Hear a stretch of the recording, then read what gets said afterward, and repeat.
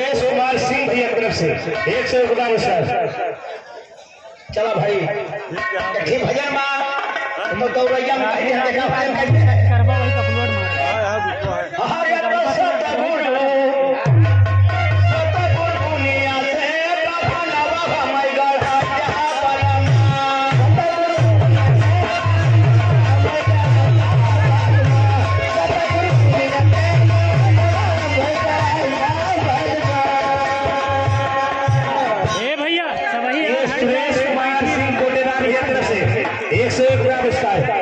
ये मलेरिया के माटी से विनोद कुमार यादव जी की तरफ से 101 रुपए का पुरस्कार।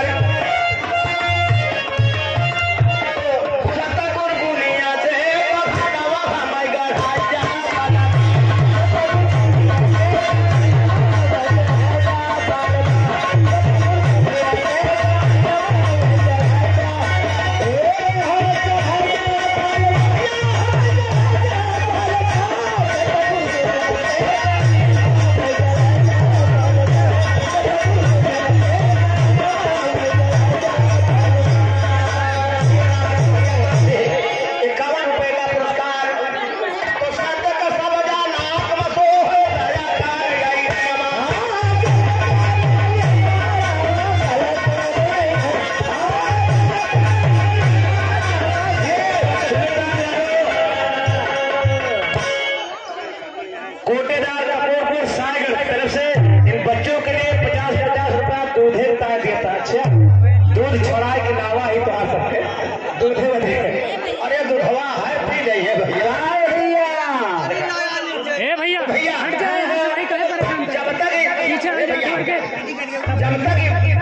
जब तक बोलत तब तक हटा क्यों शर्त नहीं और जब बोला बंद होएगा और चार्ज है जब कंधा पर लेके चले जागा थे तो कहीं नाम जब तक बोला थे तब तक नहीं। मोहम्मद नसीब अलीगढ़ की तरफ से 51 रुपया पुरस्कार है।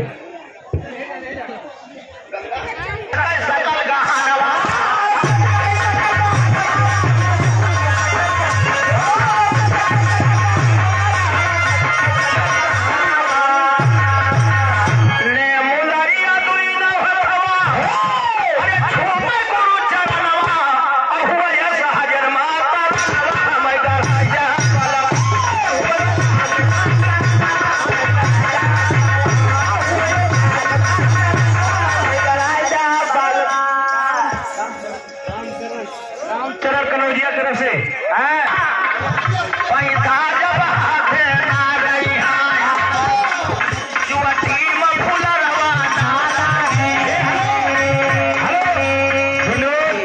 कुमार यादव मरेरका पूर्व जिला पंचायत सदस्य की तरफ से 101 का पुरस्कार।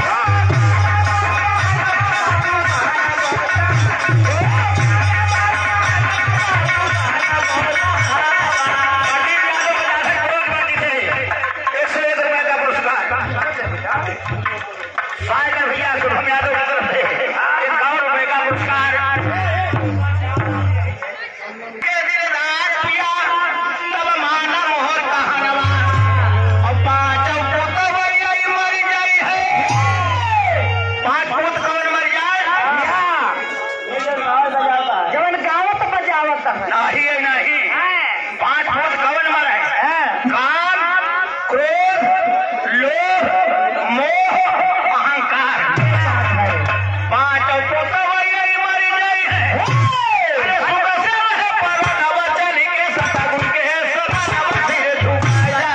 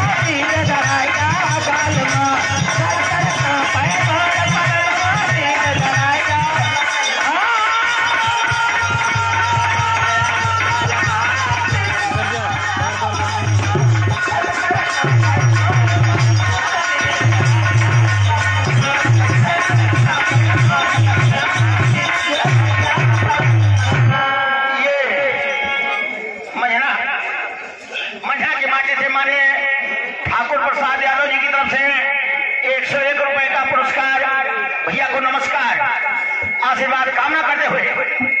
देखा कि टेंशन का गीत बा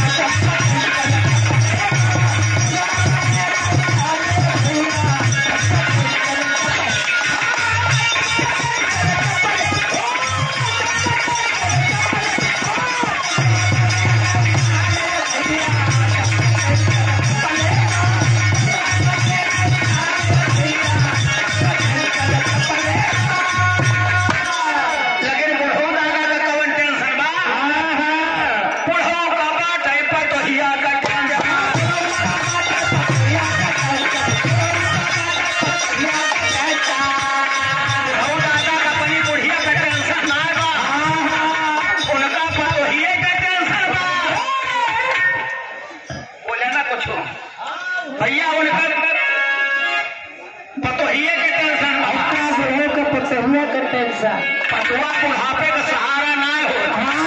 बुढ़वा का सहारा बुढ़ापे के बुढ़िया होत है। जवन सेवा बुढ़वा के बुढ़िया कर दे वो पतो ना कर पाए, तो बुढ़वा का बात है पतोहिया का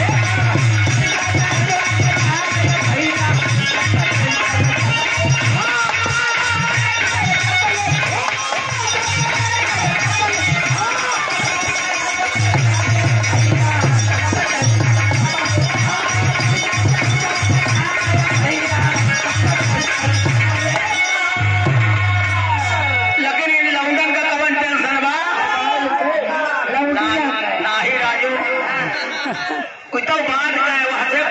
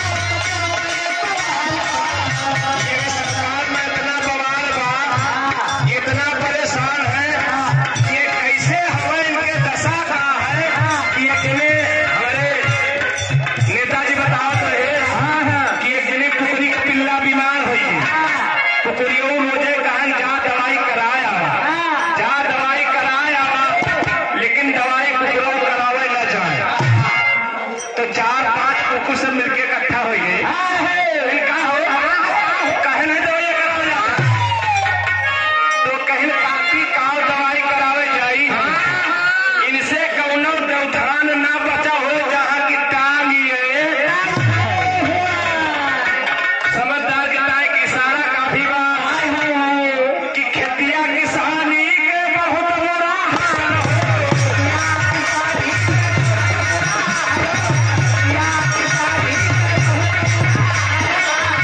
अरे सरवायो पछवा मचावे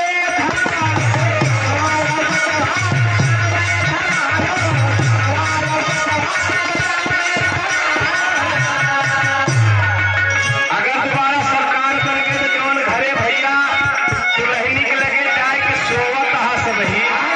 तो दुल्हनी के लगे सोए करना पैबा मेहरी के पास केहू सोए न पैहा मेहरी के पास केहू सोए न पैहा बटन बंदा के भैया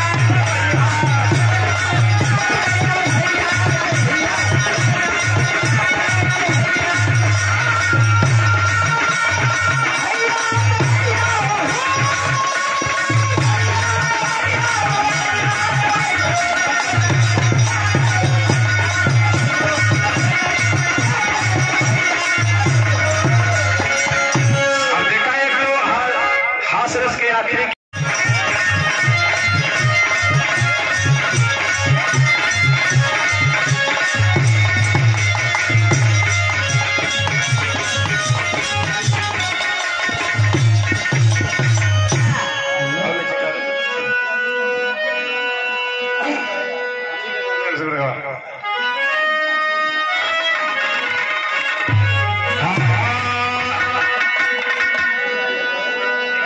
अरे सामुक नाचे का एक दिन बैजू के महतारी और कहले चले जाओ ससुरारी बेटवा दुल्हनिया पनलावा विदा कराए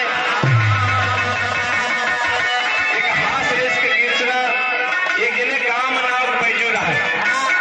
वो थोड़ा दिमाग से कमजोर रहा उनके महतरियों कहीं जाते भैया दुल्हनिया के लिए आए क्या कहीं अम्मा चला तो जाई लेकिन मैं गवन नहीं आवा बा सब कहीं पगलाए गए तो दोनों पहले चलावा बहुत जन्म देना गिनती करे कहे तो चला जा अपने बूढ़ा से कह दिया कि अम्मा हमारे बीमार है और इनका भेज दिया तो वे भेज रही है कि क्या यहाँ से इसके गीत दिया लड़के ने बजे गाँव में एक लड़के आवा है बुढ़ावा सुन के